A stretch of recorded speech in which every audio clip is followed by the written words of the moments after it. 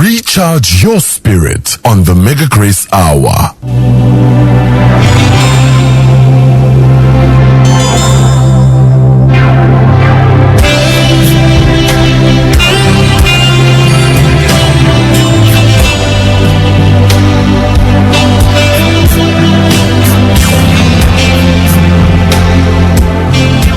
Yes, indeed, to recharge your spirit. As to recharge your spirit. Namhlanje, we are honored once again ukuthi sibe no usisi Khanyo Ndlela. Ngazi noma ngimize ngompostoli noma ngosisi noma ngumfundisi. All right, to sis. Sawubona sisi Khanyo. Yes, but ninjani? Ngithi abanye ngibabiza ngosisi noma ngophuletha hayi baba uyangehlisa ngumpostoli. No, sis Khanyo. All right, before we can just start off, ubani usisi Khanyo? Usisi Khanyo intombazane ezalelwe esikhawini. Yeah, khulela khona. At the age of 17 she moved to Durban. She got saved attending Babu NJ's Tole about 21 years ago. She's been serving under ECFC, which is Ibandla Elphethwe umama usithole manje. She joined God's Army 2007 June, and then 2011 she became part-time to pursue she's called evangelist, prophet, and then she continued with traveling ministry. She launched Usmangaliso God of Miracles Outreach, which is a movement winning souls for the kingdom and raising the remnant. Because Jesus says Obuya, and another ministry called Balperism Women's Gathering, which is all about empowering women. We move around South Africa, giving girls, going to schools, giving girls pads, speaking to girls, talking to girls. Ngibatshela nangempilo yami ukuthi uKhanyo again anje lo muntu vele umbone eme stage engathi uyiscora. Where was she born? How did she grow? The hardships, and you too can make it. That's me. Wow, you've been through so much noNkulunkulu, and sibona uNkulunkulu kusebenza ngendlela emangalisa. We've seen you in big platforms. uNkulunkulu esebenza ngendlela esimangaliso. It's an honor for us to make a grace hour to have you this morning, and we are so grateful that you accepted our invite and you came through. Thank you very much. Akesizwe namhlanje ukuthi uNkulunkulu imupha umyalezo akasiphathele wona akafuna namhlanje ukuthi sizwe before we can start usuku lethu namhlanje ekseni ma. Ngiyaphinde ngiyabingelela kubalaleli ngegama lika Jesu Kristu waseNazaretha eseshilo ubhuti uphumlani mina nguKhanyo ngwakandlela. Straight to the word of God. Namhlanje ngicela sivule the book of James. I'll read a few verses, but I'll try and be very short because lento engizokhuluma ngayo lana, it has more than 20 verses in the Bible that talks about it. There is a reason why uNkulunkulu emphasize, but as I was praying, umoya ngcwele laid it so much in my spirit that I speak about it. It's the tongue. Ngizokhuluma ngolwimi, and the Holy Spirit said to me, a tongue is a fountain. It either gives bitter water or sweet water. It either builds or kills. Ulwimi luyimpophomo or lumthombo. Yes. Ophilisayo, angithamanzi ayaphilisa. One cannot live without water. So ulwimi luamanzi abulalayo noma akhayo. Yes. Let us go to the book of James, chapter 3 verse 8. I'll quickly read here eBhayibhelini lami lesiZulu. Kepha ulimi akakho kubantu onamandla okulithambisa. Lungububi obuyaluzayo. Lugcwele isihlungu esibulalayo.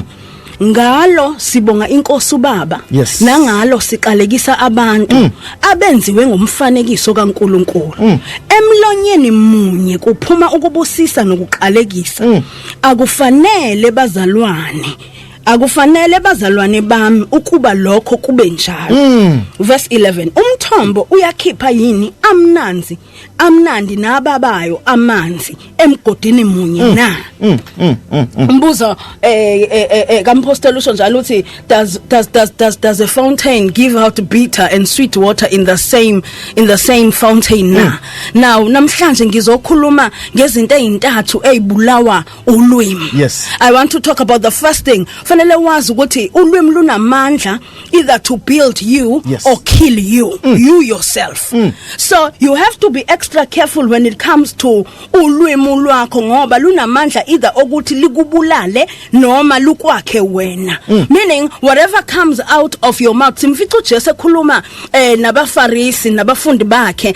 I think it's the book of Matthew where uma bengawashi izandla kwa-Israel kwakuba khona izitsha ezu6 njalo on their functions eyibekwa ifakwa amanzi. Those vessels were filled with water. It was believed that if ungena kwi-function ungawashanga izandla kusho ukuthi ungcolile, ungcole ngaphakathi, kusho ukuthi wena you are not worthy to be around people who were called holy ngenxa yokuwasha izandla. Now uthi uJesu uma befika abafarisi kena bathi abafundi bakhe abalihloniphi isiko, they did not wash their hands. Hawu indaba bangahloniphi isiko. Uthi uJesu leli siko lena ngil understand because ukuba benazi ukuthi it is not what comes in that dirties a person, but it is what comes out that makes a person dirty. We have a problem that we have people who have killed themselves. Bafa baya 6 ground under. Umuntu ngenkathi engazazi ukuthi une-AIDS aphile. The moment eza ukuthi une-AIDS, dokotela ethi une-AIDS ekade ephile right. Aqale manje azaqa, aqale manje agule.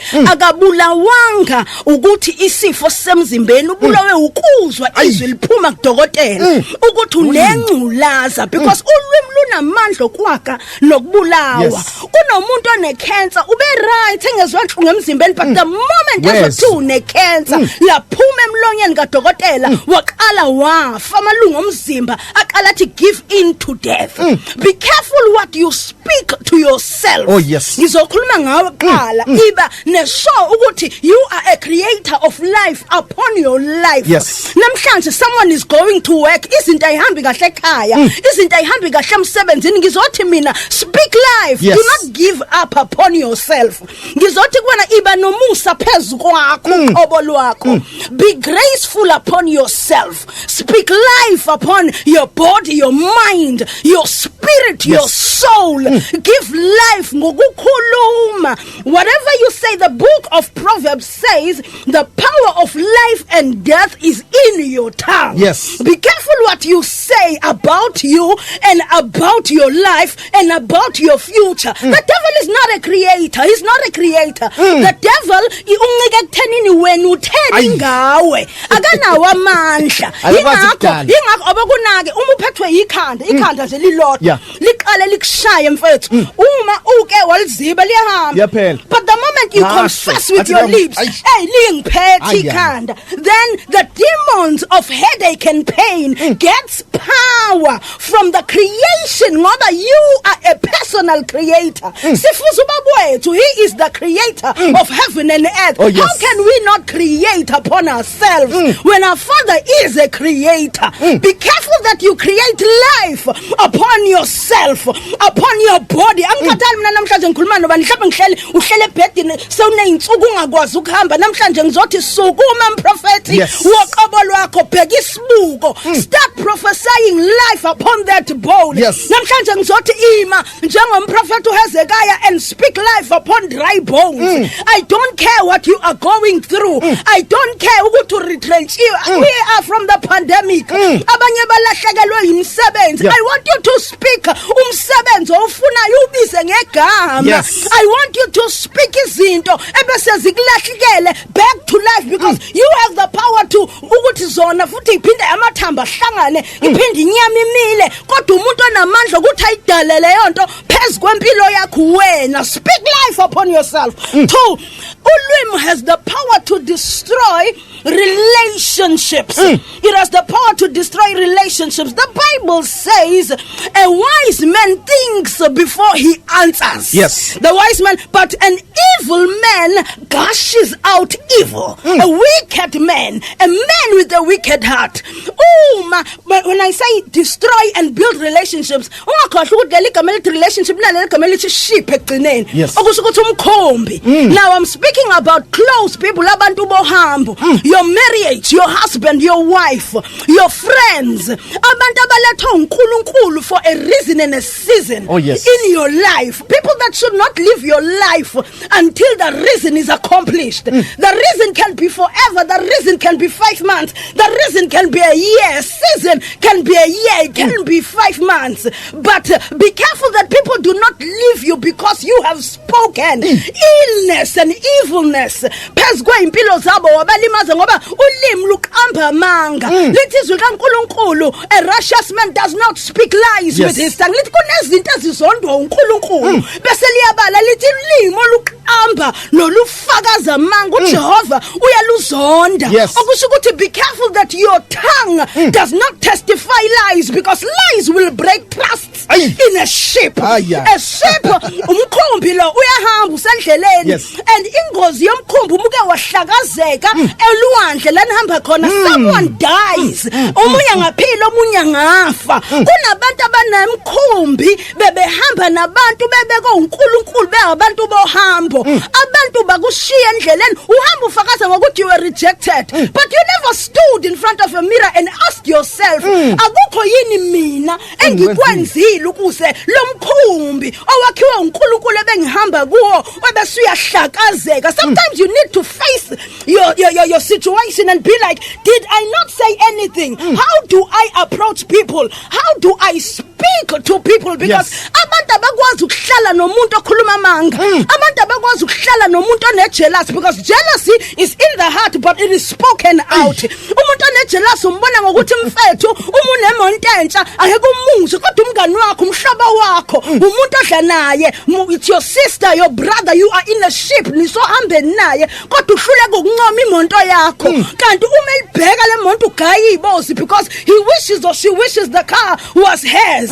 Now that thing will automatically come out. Ngelinye ilanga uyothi uyamuzwa athi kodwa lamathaya akho ayimfethu ayabheda man. Kodwa be careful of the things you speak in the ship, in the relationship, because they will either break or build that ship. Uma umuntu ohlakaniphile lithi iBhayibheli encwadini uma likhuluma ngonkosikazi ka Proverbs 31 lithi ukhuluma ngokuhlakanipha, meaning even in your household, whether you're a wife or you're a husband, whatever you say to your partner has to come out with wisdom. Think before you answer. Whatever quarrels you come upon, lithi iBhayibheli even ukuhleba uqobo where there is quarrel phakathi, iBhayibheli libala zonke lezi zinto lithi things are broken la khona kune quarrel ngenxa yokuhleba. Now be careful that you do not speak ill about people that you say you love. You cannot say you love me at the same fountain kuphinde kuphuma amanzi ahahayo. Kunabantu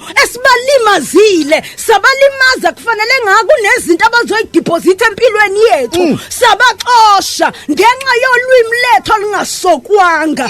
Be careful that your tongue is taken care of. The third one sengivala. The third one is be careful that you build and you do not kill people in your life or around you. Now be careful social media, be careful what you say there, church, workplace. Kunabantu abandlela esithesa sishumayelile mntaka nkonyana sashumayela saqeda basithanda bathi uma besondela kithi sahlaba ngoba sithama sikhipha ngomlomo sakhipha impakamo sakhipha ulwimi olubolile noma olungcolile. Ingakho lithi iBhayibheli ungakhipha emlonyeni wakho kubolileyo. Now be careful that your lips are holy. Ngenkathi ungcole wena nolwimi alube ngcole, ungathandazi kakhulu kanti olwimini lakho kuphuma umthandazo kuphinde kuphuma iqalekiso. You cannot curse you can with the same lip and bless with the same lip and worship God with the same lip.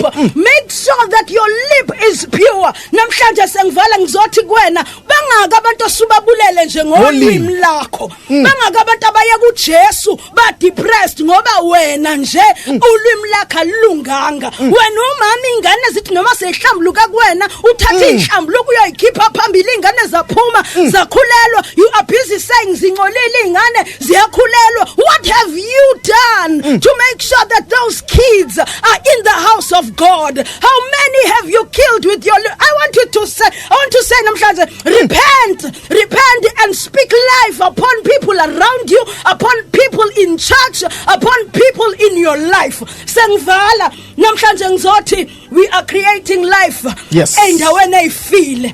Create life. You are the creator. You have the power to bring life upon the dead. You will not die. Ngizokutshela nje namhlanje angeke uzuve mntaka baba as long as usanolwimi. Lithi izwi likaNkulunkulu wasuswa amehlo uSamsoni bayithatha baqedile kodwa bangalinqamula ulwimi. As long as you still have the tongue, it doesn't matter which parts of your body are paining. It doesn't matter bayitshela ukuthi baqedile ngawe. Yena wathatha nje ulimo wabamba umfana oseceleni wathi umfana wami ngibambe ngesandla ungiyise ensikeni. Lithi iBhayibheli he destroyed so many enemies that same night. Ngolwimi lwakhe nje kuphela. He didn't need the eyes. He still had the tongue. You have a tongue. Speak life upon yourself in the name of Jesus. Amen.